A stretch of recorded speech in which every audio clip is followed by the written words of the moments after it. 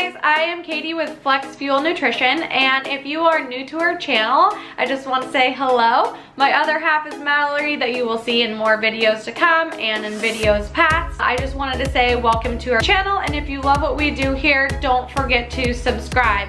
We always want to provide you with nutrition tips, tricks, and just an insight into how to live your healthiest life.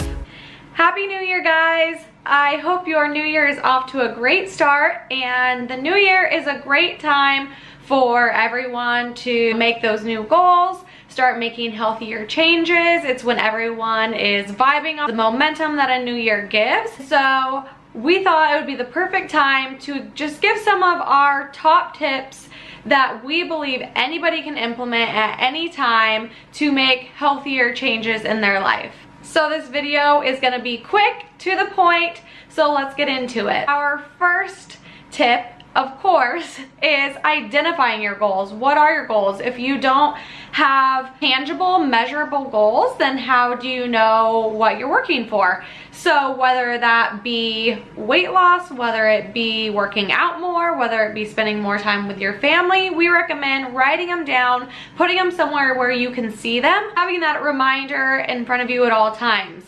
Make sure that it's something that you can measure. So if that means eating healthier, how are you gonna do that? Get a plan, hire a coach.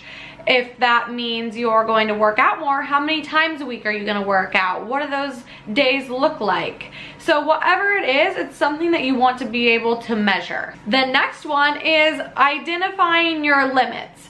We all have perceived limits that we put on ourselves. So whether your goal is to eat healthy or move more, you're going to have things that you feel hold you back from achieving those goals. Let's say that you feel your limit is sugar. Sugar is a huge struggle for you, and it's something that you battle with. So identifying what that limit is, first and foremost, is going to allow you to tackle it that much easier. Putting it out there, talking about it with somebody, and just identifying that that is a struggle is the first step to conquering it. Next is accountability. Whatever your goals are, having somebody, no matter where you are in your journey, no matter how big or no matter how small your goal is, having somebody there to keep you accountable, having someone to answer to on the daily or the weekly, really helps us adhere to our goals that much more. Find a person that you know isn't going to pat you on the back and tell you it's okay if you mess up, but they're going to kind of give you some tough love and really be that person that says, no, you know what, I know this goal is important to you, so I'm gonna do what it takes to help you stick to it. The next one is changing your language. Something I know that I'm guilty of, and I'm sure all of you guys catch yourselves doing it, are using words like try or can't or I hope or I wish. Things like that is already putting doubt into your mind. So changing our language and changing how we talk about ourselves and talk about our goals and what we want out of life is the first step to immediately making that shift in our mindset to make ourselves believe and know that we can achieve those things. So instead of, I'm going to try to stick to my macros this week, it's going to be, I will absolutely stick to my macros this week. Or instead of, I really hope I can make it to the gym 3 times this week, I can and I will make it to the gym 3 times this week because I'm going to plan and put it in my schedule. So speak with authority into your life and into your goals. There is a much higher likelihood of that coming true. Next is simple. Drink more water. We tend to overcomplicate things when it comes to nutrition, and this might seem like such a simple tip and you may even give it an eye roll, but so many health problems can be solved by drinking an appropriate amount of water. You know, it keeps our body hydrated, it keeps digestion moving, it can help us sleep better, it can help us lose weight, it can do so many things for our body, and yet it's a lot of times the first thing that we overlook. What we recommend that our clients drink at minimum half of their body weight in ounces of water daily. That's a really, really great place to start.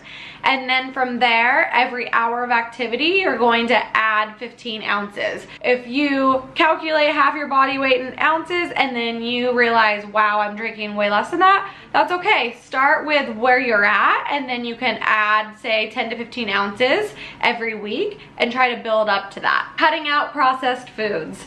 Again, fairly simple, doesn't seem like rocket science. It, again, is something that we often can overlook.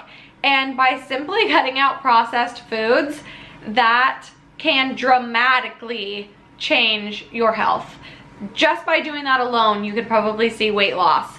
Just by doing that alone, you can see energy levels go up, digestion improvement, and just feeling better overall. If you are looking for all these different diets and trying to figure out which one's best for you, start simple and cut out processed foods. Maybe that's not gonna happen overnight, just completely eliminating all of them, but we pick the worst of them. So I would say Cheetos in a bag is gonna be worse than boxed whole wheat noodles or things like that. So just really start simple, and then from there slowly try to eliminate more and more and replace those with whole, good, nutritious foods. Next is going to be eat a protein, a carb, and a fat at every meal. Coming off of the last tip where you're eliminating those processed foods, now you have a lot more whole foods in your diet, and now we can look at the balance of each meal. One thing we come across when we have clients come to us is they're under eating on protein. So making sure that you have protein at every meal is a great place to start. So that can be a really good base, and then you can build from there. Carbs and fats are super easy to come by these days, so you're most likely gonna get those anyway. So focus on the protein, and then if you can, get a veggie next, and then healthy fats, things like nuts, seeds, healthy oils like avocado, coconut, actual avocados. And then if you do okay with dairy, you can do like full fat organic dairy, things like that. And then if you are looking for a starchier carb, you can look for things like sweet potatoes, golden potatoes, red potatoes, whole wheat noodles. There's a lot of great pastas out there now that are made from beans and lentils, so that's a great option.